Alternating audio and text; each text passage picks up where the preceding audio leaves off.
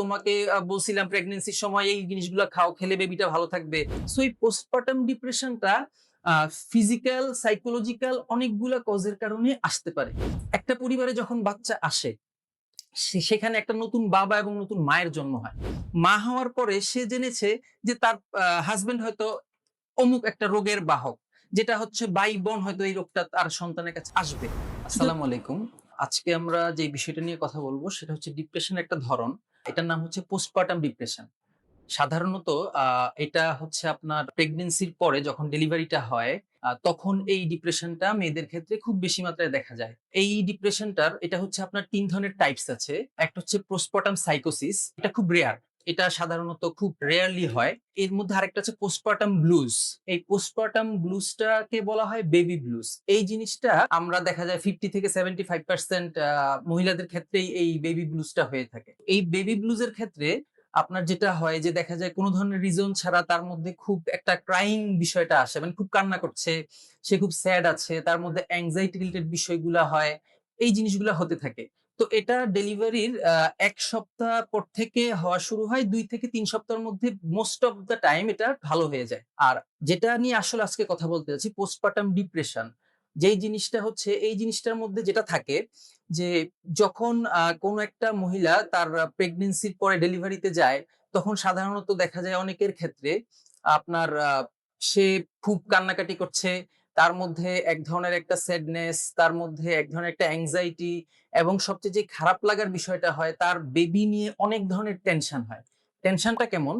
যেমন ধরেন তার কাছে মনে হচ্ছে সে মনে হয় তার বেবিকে হার্ট করতে চাচ্ছে। অনেকের ক্ষেত্রে এরকম মনে হয় বেবি নিয়ে খুব অ্যাংশাস থাকে। বেবিটাকে সে কিভাবে দেখবে, বেবিটাকে সে কিভাবে রাখবে, বেবিটাকে সে কিভাবে লালন পালন করবে, বেবিটার কোনো অসুবিধা হচ্ছে কিনা, বেবি কি ঠিকমতো খেতে পারছে কিনা, এই ধরনের অনেকগুলা অ্যাংজাইটি তার মধ্যে আসতে থাকে। একই সাথে তার সোশ্যাল যে কানেকশন গুলা সেগুলো অনেক সময় তাকে সে সাপোর্টটা দেয় না, যেটার কারণে সে খুব একাকী বোধ করে। সাধারণত বেবি হওয়ার পরে ঘুমের একটা বড় ডিস্টারবেন্স আমরা দেখি, এবং ঘুমের সমস্যাটার কারণে তার মধ্যে এক ধরনের অ্যাংজাইটি, তার মধ্যে স্ট্রেস, এই জিনিসগুলো হয়। একই সাথে দেখা যায় যখন সে বেবিটার ঠিকমতো টেক কেয়ার করতে পারছে না, ওর আশপাশ থেকে অনেক ধরনের কমেন্টস আসে। কমেন্টস গুলো কেমন? যেমন ধরেন বলছে যে তোমাকে বলছিলাম প্রেগন্যান্সির সময় এই জিনিসগুলো খাও, খেলে বেবিটা ভালো থাকবে। আমরা বলেছিলাম যে বেবির একটু ওজন কম হলেই, হ্যাঁ তুমি ওই জিনিসটা খাও নাই, যেই কারণে ওজন কম হয়েছে। বেবিটা কালো হয়েছে, তুমি ওই জিনিসটা ঠিক মতো খাও নাই। হ্যাঁ তুমি এটা ঠিক মতো করো নাই, যেই কারণে বেবিটার আজকে এরকম একটা বিষয় হয়েছে। তো এই ধরনের কমেন্টস গুলো শুনতে শুনতে যেটা হয় মায়ের কাছে, তার কাছে ওটলেস ফিল হয়। তার কাছে মনে হয় সে মনে হয় পারফেক্ট একটা মা হতে পারছে না। সে মনে হয় বেবিটার জন্য কোনো ভালো কিছু করতে পারছে না, সে একজন ভালো মা হতে পারবে না। এই ফিলিংসটা তাকে অনেক বেশি মাত্রায় একটা গিল্টি তৈরি করে, তার মধ্যে অপরাধ বোধ তৈরি করে। একই সাথে যেটা দেখা যায় এই পোস্টপার্টাম ডিপ্রেশনের ক্ষেত্রে, তার মধ্যে সুইসাইডাল থটও আসতে পারে। তার মধ্যে এনার্জি লস হয়, তার মধ্যে মোটিভেশনাল ডিফিসিয়েন্সি দেখা যায়, তার মধ্যে দেখা যায় যে সে তার রিলেশনশিপ গুলাতে আগের মতো ভালো ফিল করছে না। এক ধরনের একটা আইসোলেটেড ভাব তার কাছে চলে আসে, এবং বেবির হার্ম করার বিষয়টা তার মধ্যে মাঝে মাঝে আসে, এবং এটা তাকে খুব বেশি মাত্রায় কষ্ট দেয়। এখন এই জিনিসটা যখন আপনার ২ সপ্তাহ থেকে ৪ সপ্তাহ, মানে ১ মাসের বেশি কারো মধ্যে থাকে, তখন আমরা বলি যে তার মধ্যে পোস্টপার্টাম ডিপ্রেশন হওয়ার সম্ভাবনাটা বেড়ে যাচ্ছে। এই জিনিসটা কি কারণে হয়? কি কারণে একটা মহিলার মধ্যে এই বিষয়গুলো আসে? রিস্ক ফ্যাক্টর গুলোর মধ্যে দেখা যায় ফিজিক্যাল কজের মধ্যে তার হরমোনাল কিছু ইমব্যালেন্স হয়। যখন কেউ প্রেগন্যান্সির মধ্যে যায়, তখন আমরা যেটা দেখি যে তার ইস্ট্রোজেন এবং প্রোজেস্টেরন হরমোন প্রায় ১০ গুণ বেড়ে যায়। ঠিক ডেলিভারির পর এটা খুব র‍্যাপিডলি ড্রপ করে, এবং ৩ থেকে ৪ দিনের মধ্যে আবার একটা ব্যালেন্সিং পজিশনে আসে।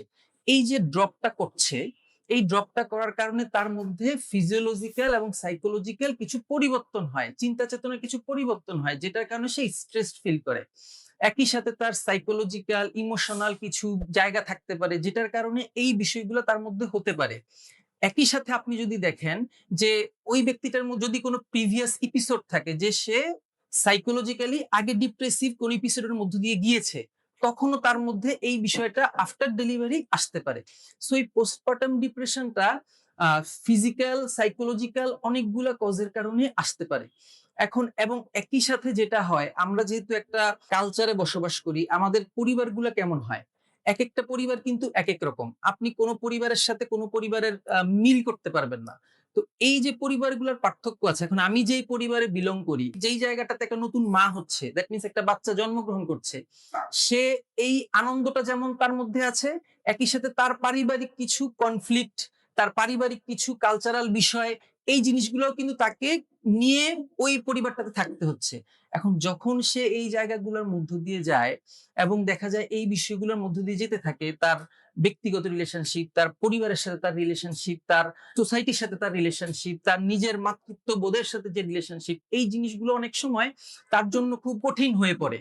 সেই জিনিসগুলোতে খাপ খাওয়াতে তার জন্য কষ্ট হয় এবং ধীরে ধীরে এই জিনিসটা তার জন্য একটা ডিপ্রেশনের দিকে তাকে নিয়ে যায়। তার সব সময় বেশিরভাগ সময় মন খারাপ থাকছে, সুইসাইডাল থট আসছে, হ্যাঁ, সে বাচ্চার ক্ষতি করার মতো কথা চিন্তা করছে এবং নিজেকে খুব ইমপারফেক্ট একজন মানুষ মনে করছে বা মা মনে করছে।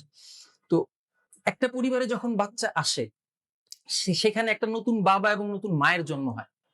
যখন নতুন বাবা এবং মায়ের জন্ম হচ্ছে এবং একই সাথে তারা নতুন একটা পরিচয়ে পরিচিত হচ্ছে, সুতরাং সেই জায়গাটাতে দুই পক্ষেরই, মা এবং বাবা দুইজনের কিছু কাজ আছে।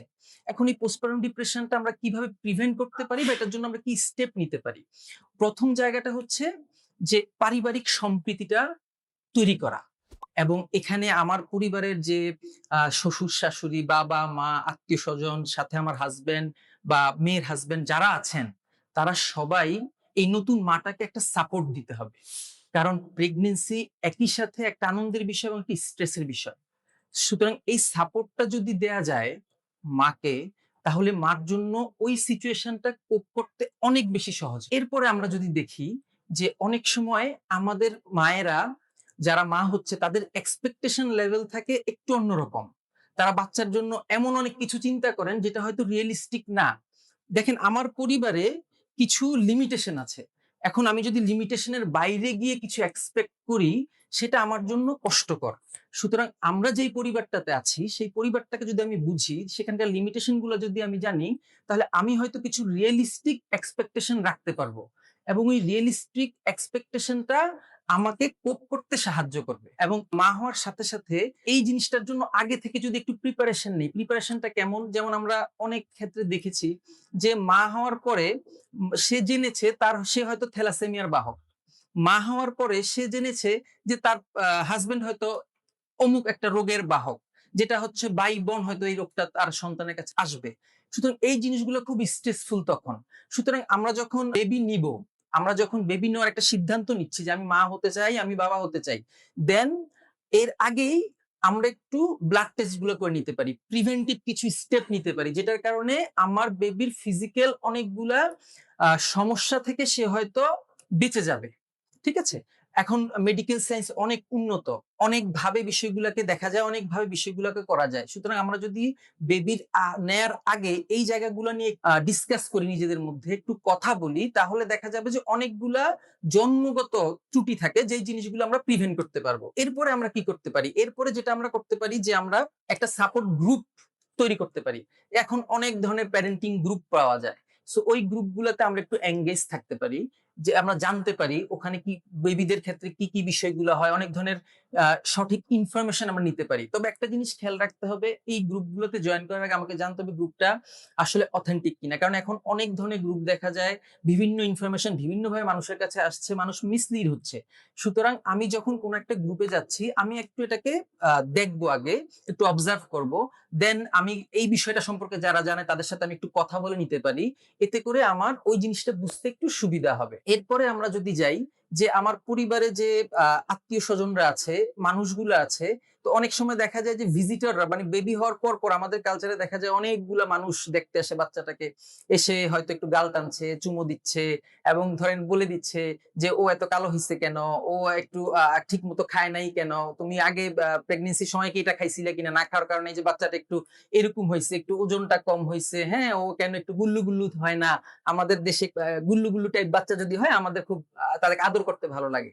তো এই জিনিসগুলা যখন মা শুনছে কন্টিনিউয়াস, হ্যাঁ, এটা কিন্তু তার জন্য স্ট্রেসফুল। দেখেন, সে মা হইছে, তার বাচ্চার এই হয়ে নাই, সে হয় নাই, সেটার জন্য আমরা সবসময় কিন্তু আঙ্গুলটা মায়ের দিকে তুলছি। যখন মায়ের দিকে তুলছি, এটা তার জন্য স্ট্রেসফুল। তার কাছে মনে হচ্ছে, ইস, আমি যদি ওটা খাইতাম তাইলে মনে হয় আজকে আমার বাচ্চাটা এটা হইতো। ইস আমি যদি ওটা করতাম তাহলে মনে হয় আমার বাচ্চাটা আজকে এটা হইতো। ইস আমি যদি ওই জায়গাটা করতাম, ওটা যদি মানতাম, আমার শাশুড়ির ওই কথাটা যদি শুনতাম, আমার মায়ের ওই কথাটা যদি শুনতাম, তাহলে মনে হয় আমার বাচ্চাটা আজকে এই হইতো। এখন বিষয়গুলো আসলে সত্যি না। আমরা অনেক কিছু বলে ফেলতে পারি। হ্যাঁ? অনেক কিছু বলতে পারি। আমরা অনেক হয়তো দেখেছি যে এটা খেলে এটা হবে। কিন্তু এটা অনেকের জন্য নাও হতে পারে। একেকজনের ফিজিক্যাল কন্ডিশন একেক রকম। সুতরাং আমরা যখন এই কমেন্টস গুলো চারপাশ থেকে দেই, এটা মার জন্য ওই মুহূর্তে খুব স্ট্রেসফুল। সুতরাং আমরা যারা আত্মীয় আছি, যারা আমরা বাচ্চাটাকে দেখতে আসছি, আমরা আমাদের আচরণের ব্যাপারে একটু সচেতন হই। আমরা এমন কোনো কমেন্টস করে না বসি যেটার জন্য মা নিজেকে দোষী বা দায়ী ভাবতে শুরু করেন। এই জায়গাগুলো আমরা একটু করব।